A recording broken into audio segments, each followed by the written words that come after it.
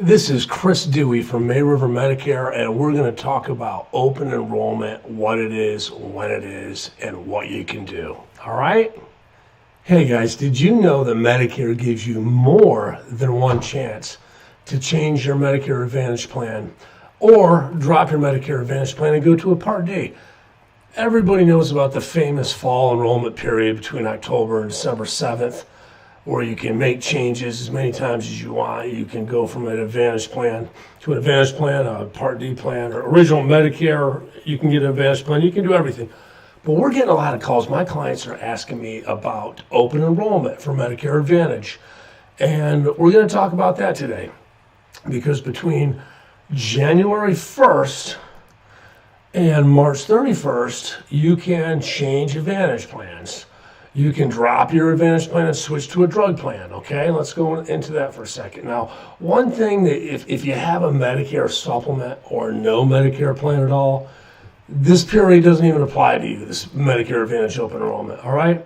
So, but this is what you can do. If you have a Medicare Advantage plan, current Medicare Advantage plan, oops, there it is. You can get a new Medicare Advantage plan. You can make one change between now and March 31st. If you have a Medicare Advantage plan and you want to just say the heck with that, I want to go back to original Medicare, you can do that by getting a standalone Part D drug plan. So that would knock out the Advantage plan. You'd have original Medicare and you would have a supplement. Now, I would, if you drop your Medicare Advantage plan, you may want to apply for a Medicare supplement, otherwise known as a Medigap plan. And I'm saying that because you'll have no secondary coverage. If you drop your Advantage plan to go into original Medicare and a drug plan, you're going to have to pay 20% of everything and a big hospital deductible. So just because you drop your Medicare Advantage plan doesn't mean you're going to get guaranteed approval for a Medicare supplement plan, all right? Because in most states, you're going to likely have to answer some health questions when applying for a new Medigap plan, and we don't want to enroll in a Part D plan until we find out if you're eligible to get a Medicare supplement plan. Why do we need open enrollment period? We've already made our minds up in December, so why are they giving us one more chance up until March 31st to change Advantage plans? Well, okay, so the three biggest mistakes that people make during the fall enrollment period is, the biggest mistake is they don't read their annual notice of change. They say, hey, I got the United Healthcare plan. Looks like it's the same. It's probably, the copays look similar. I'm not worried about it. They're going to cover my drugs just like they did last year. And you say, the heck with it. Big mistake. A lot of times the drug formularies change. Okay, so here's this lady going into the drugstore, and she's like, I need my Eliquis and I need my Humalog. And she just finds out, he says, look, I'm sorry, but it's going to cost you a lot of money. And why is that? Because she didn't look at her annual notice of change to see if the drugs that she took were still on the formulary. Other big problem is doctors networks. You might see in the annual notice of change that your primary care doctor or specialist are no longer accepting that plan. All right? Okay, so AEP, a lot of you might have said, hey, guess what? There's $2,000 in dental, or they're going to give me a grocery card, or this or that. And you make the change. You see Joe Namath on TV. You never want to do business like that over the phone. But this year, I'll admit, I made a mistake. I switched a few of my clients from a well-established company to a company that was new in the area, because they were offering dental, vision, thousands in dental. They had said they had 40 dentists in the network. And then when my clients went to the dentists that were in the network, the dentist said, yeah, we stopped taking it. I'll tell you who it is. It's WellCare.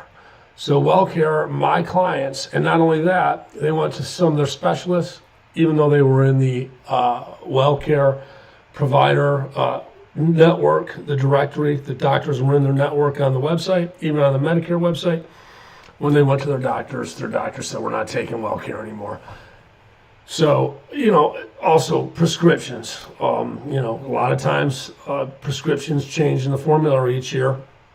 And Even I'll check the drugs in the Medicare.gov computer or my own software, and mistakes are made sometimes. The formularies aren't always accurate. The tiers, it might be a tier 4 drug instead of a tier 3, and that's a reason for. That's why I call my clients. I text them. I send them videos to let them know if there's a problem, let's fix it. Okay, and I'll be the first to admit I got sucked into the dental and the vision. A lot of my clients have very little money, fixed incomes, and then basically WellCare didn't deliver, so we're going to switch to Humana, and we're going to double check their prescriptions in the computer, make sure the doctors are in network. So these are things you have to do, and you can use your open enrollment period to make one change, okay?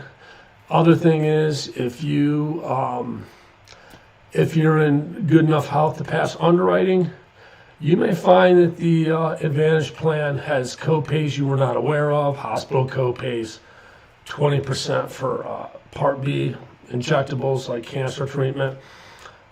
Some of the outpatient surgery can be 20% for some of these Medicare Advantage plans.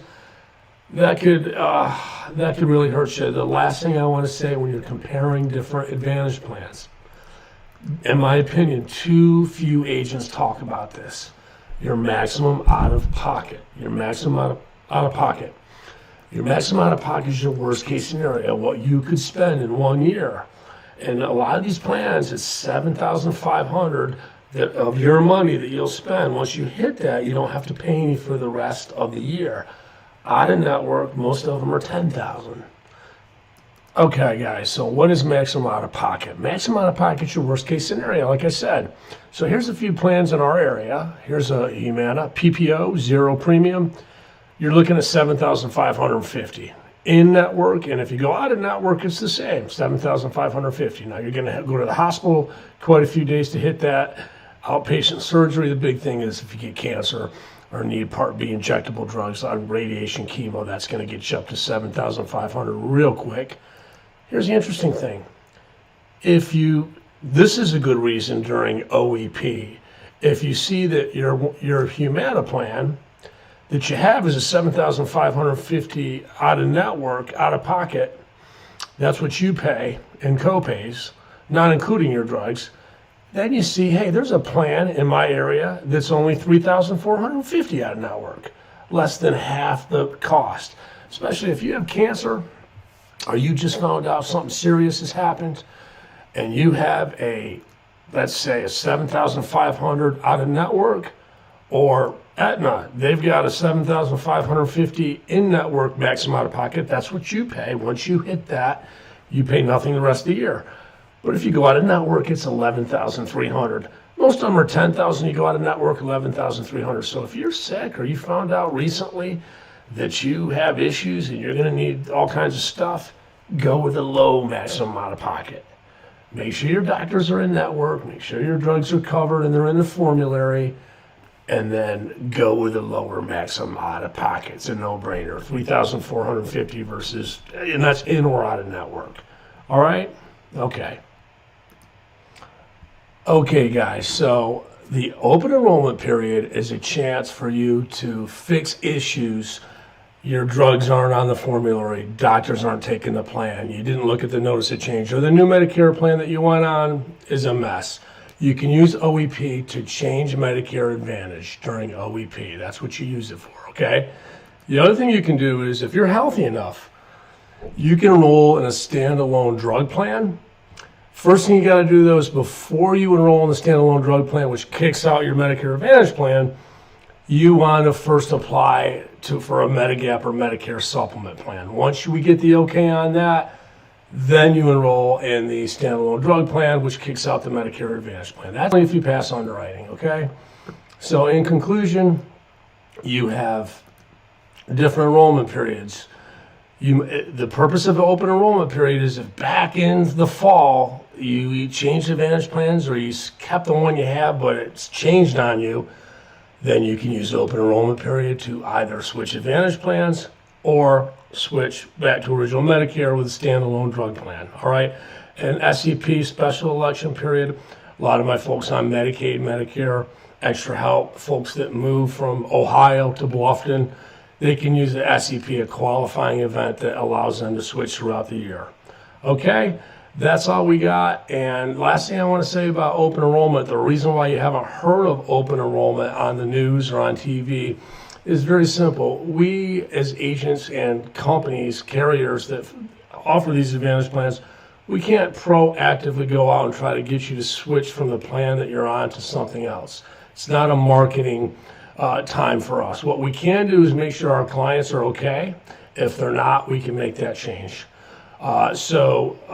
This video is not to say, get out of your plan and call me. No, if your plan's working, your drugs are covered, you're getting them at a reasonable price, your doctors are in network, your maximum out of pocket's low, then stay put. You don't need to move. If you're having issues, first thing you need to do is shop out all the plans in your area. Type in your drugs, your doctors, make sure they're all in the network, all right? That's what we do for our clients every year. Do I make mistakes? Yes, but I rectify them. When do I do that? During open enrollment period. You guys have a great day, all right? Bye-bye.